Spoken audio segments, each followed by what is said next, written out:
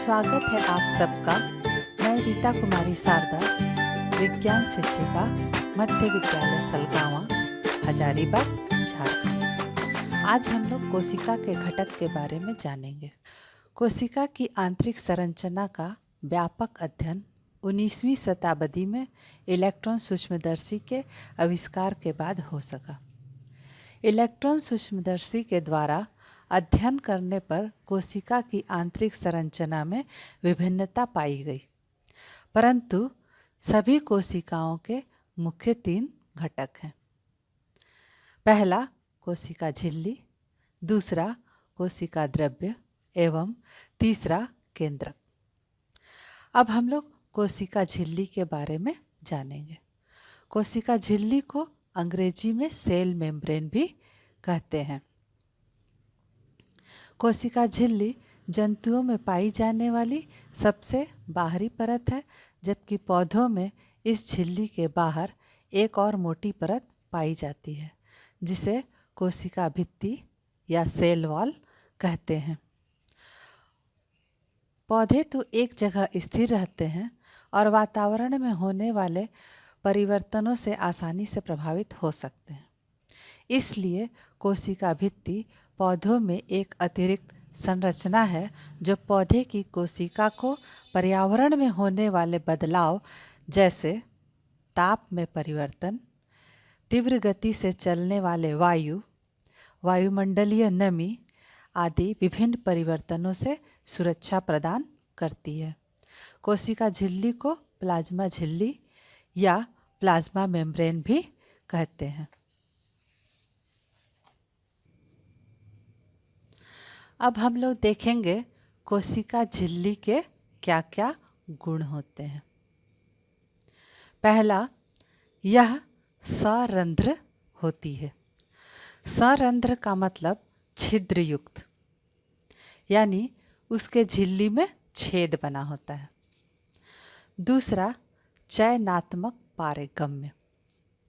चयनात्मक पारगम्य का मतलब कोशिका झिल्ली ऐच्छिक पदार्थों को कोशिका के अंदर आने देती है एवं हानिकारक पदार्थों को बाहर निकलने देती है।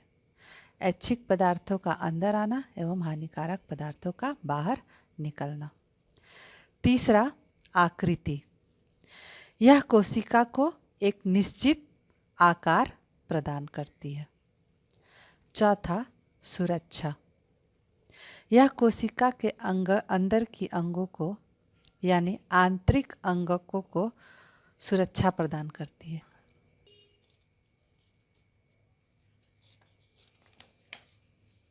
कोशिका का दूसरा घटक कोशिका द्रव्य होता है। यह एक जेली यानी कि गाढ़ा जेली जैसा पदार्थ है। यह कोशिका झिल्ली एवं केंद्रक के बीच में पाया जाता है। यह दानेदार, अर्धतरल तथा अर्धपारदर्शक होता है। दानेदार का मतलब दाने के जैसा, यानी कि जो कण के रूप में हो, जैसे दानेदार घी। अर्धतरल, अर्धतरल का मतलब मधु के जैसा गाढ़ा। और अर्धपारदर्शक का मतलब, पारभासी भी इसको कह सकते हैं, ऐसे वस्तु जिससे धुंधला दिखाई पड़े, उस प्रकार का अर्धपारदर्शक पदार्थ होता है। इसमें विभिन्न कोशिका अंगक, कोशिकांग जैसे माइटोकॉन्ड्रिया, गोल्जी काय, राइबोसोम, हरित लवक, रसधानी पाए जाते हैं।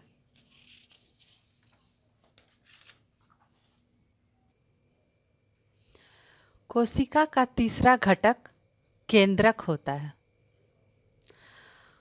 अब हम लोग केंद्रक के बारे में जानेंगे। यह कोशिका का सजीव संघटक है।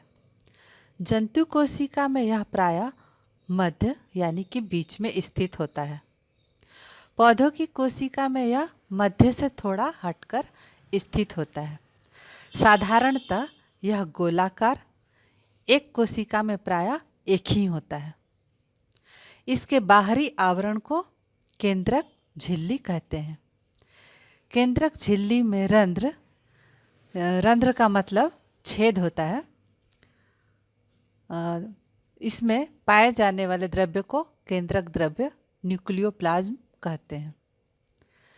केंद्रक के अंदर केंद्रिका, अंग्रेजी में न्यूक्लियस तथा गुणसूत्र पाए जाते हैं।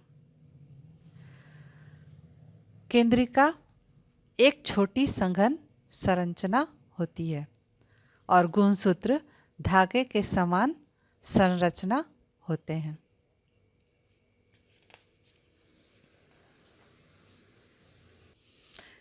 केंद्रक झिल्ली के आधार पर कोशिका दो प्रकार की होती है। पहला प्रोकैरियोटिक कोशिका और दूसरा यूकैरियोटिक कोशिका। प्रोकैरियोटिक कोशिका में केंद्रक झिल्ली अनुपस्थित होता है और यूकैरियोटिक कोशिका में केंद्रक झिल्ली उपस्थित होता है। प्रोकैरियोटिक कोशिका का उदाहरण है ई कोलाई, जो कि एक जीवाणु है, एवं नीलहरित शैवाल। यूकैरियोटिक कोशिका का उदाहरण है सभी बहुकोशिक जीव। प्रोकैरियोटिक कोशिका वाले सभी सजीव को प्रोकैरियोट्स कहते हैं और यूकैरियोटिक कोशिका वाले सभी सजीव को यूकैरियोट्स कहते हैं।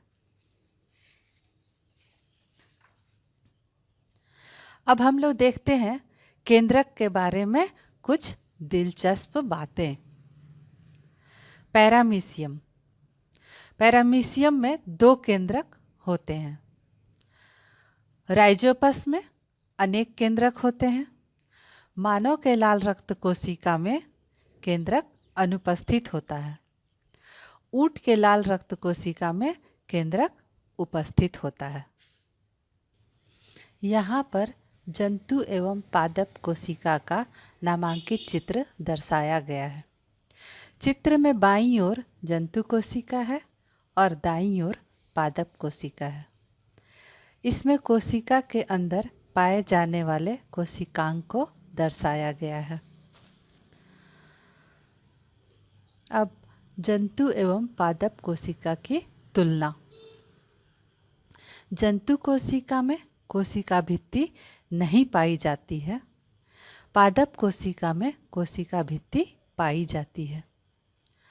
जंतु कोशिका में हरित लवक नहीं पाए जाते हैं। पादप कोशिका में हरित लवक पाए जाते हैं। जंतु कोशिका में रिक्तिकाएं छोटी तथा संख्या में अधिक होती है। पादप कोशिका में रिक्तिकाएं बड़ी तथा संख्या में कम होती है। अधिकांश जंतु कोशिकाओं में केंद्रक मध्य में स्थित होता है, जबकि पादप कोशिकाओं में केंद्रक मध्य से थोड़ा हटकर होता है।